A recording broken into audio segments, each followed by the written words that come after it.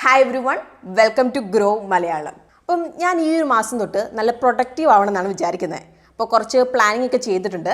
അപ്പം നാളെ തൊട്ട് ഞാൻ ജിമ്മിൽ പോകാൻ വേണ്ടി പ്ലാൻ ചെയ്തിട്ടുണ്ട്.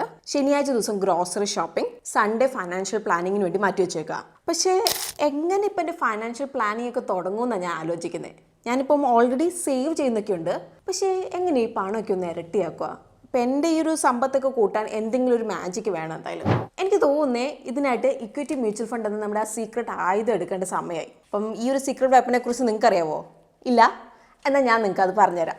അപ്പോൾ ഇന്നത്തെ വീഡിയോയിൽ നമ്മൾ സംസാരിക്കാൻ പോകുന്നത് മ്യൂച്വൽ ഫണ്ടിലെ ഗ്രോത്ത് വെപ്പണാണ്. സോ ഇന്നത്തെ വീഡിയോ നിങ്ങൾ ഫുള്ളായിട്ട് കാണാൻ വേണ്ടിയിട്ട് ശ്രദ്ധിക്കുക. അപ്പോൾ വീഡിയോ നിങ്ങൾക്ക് ഇഷ്ടമാണെങ്കിൽ വീഡിയോ ലൈക്ക് ചെയ്യാൻ വേണ്ടിയിട്ട് മറക്കണ്ട. അതുപോലെ തന്നെ നമ്മുടെ ചാനലും കൂടി നിങ്ങൾ സബ്സ്ക്രൈബ് ചെയ്യുക. പിന്നെ നമ്മുടെ ഇന്നത്തെ സീക്രട്ട് വെപ്പൺ എന്ന് പറയുന്നത് പവർ ഓഫ് കോമ്പൗണ്ടിങ് ആണ്.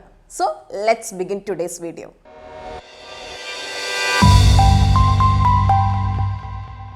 എന്താണ് പവർ ഓഫ് കോമ്പൗണ്ടിങ് എന്നുള്ളത് നമുക്ക് നോക്കാം. അപ്പോൾ ഇക്വിറ്റി മ്യൂച്വൽ ഫണ്ട്സിൽ എസ്പെഷ്യലി ഗ്രോത്ത് പ്ലാനുകളിൽ നമ്മൾ എത്ര നാളത്തേക്ക് ഇൻവെസ്റ്റ് ചെയ്യുന്നോ അത്രയും നാളത്തേക്ക് നമ്മൾ റിട്ടേൺസ് അവിടെ റീഇൻവെസ്റ്റ് ചെയ്തുകൊണ്ടിരിക്കും, നമ്മൾ വിഡ്രോ ചെയ്യുന്നവരെ. സോ നമുക്ക് നമ്മുടെ റിട്ടേൺസിന്റെ മുകളിൽ റിട്ടേൺസ് ഏൺ ചെയ്യാൻ വേണ്ടിയിട്ട് സാധിക്കും. അപ്പോൾ കുറേ നാളുകൾ കഴിയുമ്പോൾ നമ്മളെപ്പോലുള്ള ഇൻവെസ്റ്റേഴ്സിന് വലിയൊരു തുക നേടിയെടുക്കാൻ വേണ്ടിയിട്ട് സാധിക്കും നമ്മുടെ ഫൈനാൻഷ്യൽ ഗോൾസിനൊക്കെ ആയിട്ട്. അപ്പോൾ അതിനെയാണ് നമ്മൾ പവർ ഓഫ് കോമ്പൗണ്ടിങ് എന്ന് നമ്മൾ പറയുന്നത്. അപ്പോൾ നിങ്ങൾക്ക് ഇപ്പം സിസ്റ്റമാറ്റിക് ഇൻവെസ്റ്റ്മെന്റ് പ്ലാൻ, അതായത് SIP വഴി ഈ ഒരു പവർ ഓഫ് കോമ്പൗണ്ടിങ്ങിന്റെ അഡ്വാൻറ്റേജ് എടുക്കാൻ വേണ്ടിയിട്ട് സാധിക്കും. അപ്പോൾ മ്യൂച്വൽ ഫണ്ട്സിൽ നമുക്ക് എളുപ്പത്തിൽ ഇൻവെസ്റ്റ് ചെയ്യാൻ വേണ്ടി സാധിക്കുന്ന ഒരു വഴിയാണ് ഈ SIP എന്ന് പറയുന്നത്. അപ്പോൾ ഇതുവഴി നമുക്ക് പീരിയോഡിക്കലി ഒരു ഫിക്സഡ് എമൗണ്ട് ഇൻവെസ്റ്റ് ചെയ്യാൻ വേണ്ടിയിട്ട് സാധിക്കും.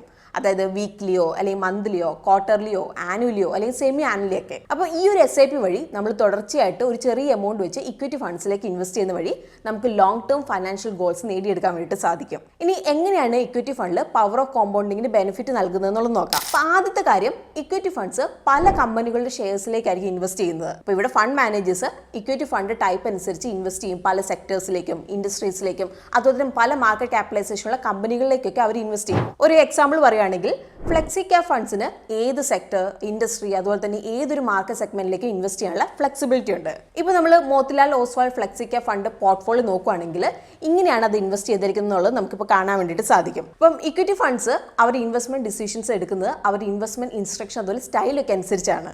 ഫണ്ട് മാനേജേഴ്സ് റിലേറ്റീവ്ലി ചെറിയ കമ്പനികൾ അല്ലെങ്കിൽ അധികം അറിയപ്പെടാത്ത കമ്പനികളിലൊക്കെ ആഡ് ചെയ്യും. പക്ഷേ പതിറ്റാണ്ടുകൾ കഴിയുമ്പോഴേക്കും ഈ ഒരു കമ്പനികളൊക്കെ നല്ല രീതിയിൽ വളർന്നേക്കാം. അപ്പോൾ ഇതുവഴി ഫണ്ടുകൾക്ക് ഒരു ഗ്രോത്ത് പൊട്ടൻഷ്യൽ നേടിയെടുക്കാൻ വേണ്ടിയിട്ട് സാധിക്കും. അപ്പോൾ എങ്ങനെയാണ് പവർ ഓഫ് കോമ്പൗണ്ടിങ്ങിന് ബെനിഫിറ്റ് ഇക്വിറ്റി ഫണ്ട്സിന് ലഭിക്കുന്നത് എന്നുള്ളത് നോക്കാം. അപ്പോൾ ഒരു എക്സാമ്പിൾ പറയാം.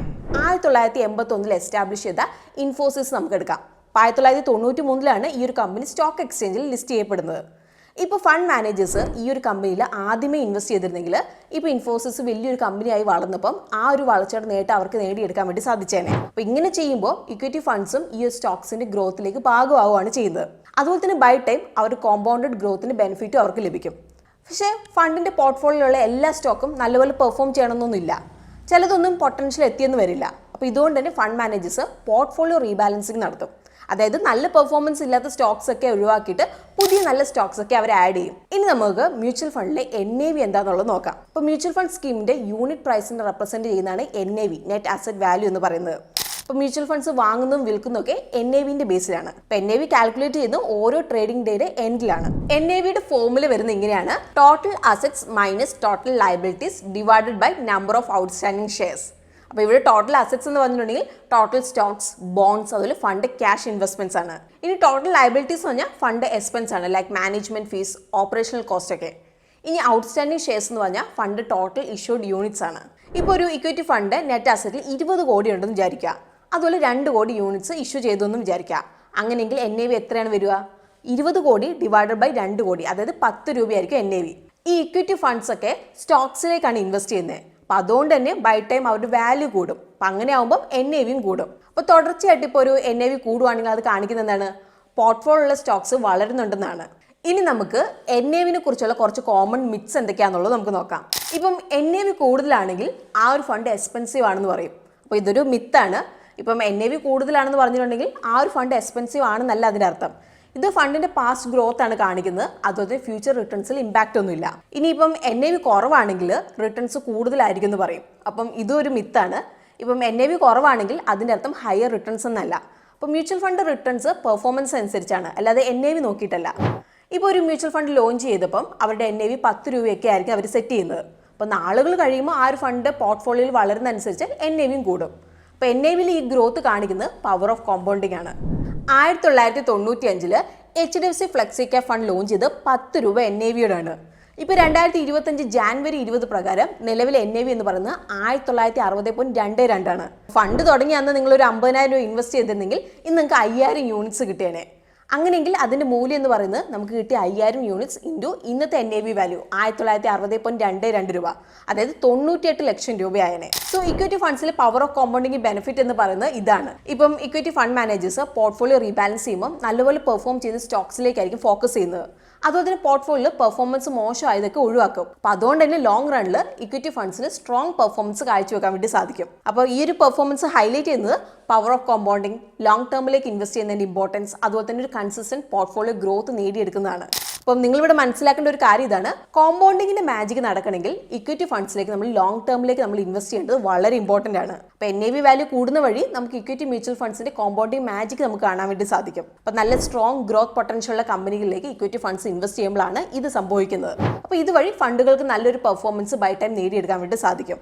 ഇപ്പം എന്തെങ്കിലും ഒരു കാരണം വഴി ഫണ്ടിന്റെ പോർട്ട്ഫോളിയോ സ്റ്റോക്ക് നല്ലപോലെ പെർഫോം ചെയ്യുന്നില്ലെങ്കിൽ റീബാലൻസിങ് വഴി അത് ഒഴിവാക്കും. സോ ജസ്റ്റ് NAV മാത്രം നിങ്ങൾ നോക്കരുത്, ഇക്വിറ്റി ഫണ്ട് പോർട്ട്ഫോളിയോയുടെ ക്വാളിറ്റി നിങ്ങൾ ശ്രദ്ധിക്കണം. അപ്പോൾ നിങ്ങൾ ഇൻവെസ്റ്റ് ചെയ്യുന്നതിന് മുമ്പ് ഫണ്ട് പെർഫോമൻസ്, കൺസിസ്റ്റൻസി, അതുപോലെ ഫണ്ട് മാനേജേഴ്സിന്റെ ട്രാക്ക് റെക്കോർഡൊക്കെ നിങ്ങൾ ചെക്ക് ചെയ്യണം. സോ ഇന്ന് തന്നെ നിങ്ങളൊരു ഇക്വിറ്റി ഫണ്ട്സിലേക്ക് ഇൻവെസ്റ്റ് ചെയ്യാൻ വേണ്ടിയിട്ട് തുടങ്ങുക. എന്നിട്ട് ഈ കോമ്പൗണ്ടിങ്ങിന്റെ മാജിക് അല്ലെങ്കിൽ അതിന്റെ അഡ്വാൻറ്റേജ് നിങ്ങൾ എടുക്കുക. അങ്ങനെയെങ്കിൽ നിങ്ങൾക്ക് നിങ്ങളുടെ ഫൈനാൻഷ്യൽ ഗോളൊക്കെ നേടിയെടുക്കാൻ വേണ്ടി സാധിക്കുന്നതാണ്. സോ ഇന്നത്തെ വീഡിയോ നിങ്ങൾക്ക് ഇഷ്ടമായിട്ടുണ്ടെങ്കിൽ വീഡിയോ നിങ്ങൾ ലൈക്ക് ചെയ്യുക. അപ്പോൾ നിങ്ങളുടെ ഫ്രണ്ട്സ് ആൻഡ് ഫാമിലിയിലേക്കും കൂടി ഈ ഒരു വീഡിയോ ഷെയർ ചെയ്യാൻ വേണ്ടിയിട്ട് നിങ്ങൾ ശ്രദ്ധിക്കണം.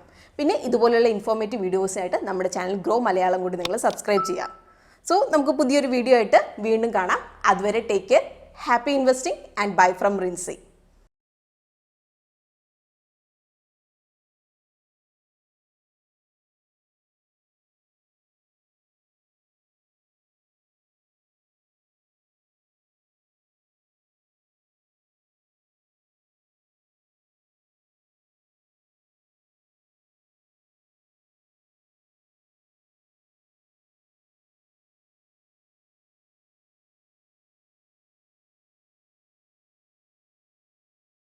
Investment in securities market are subject to market risks. Read all the related documents carefully before investing. Please read the risk disclosure documents carefully before investing in equity shares, derivatives, mutual fund, and or other instruments traded on the stock exchanges.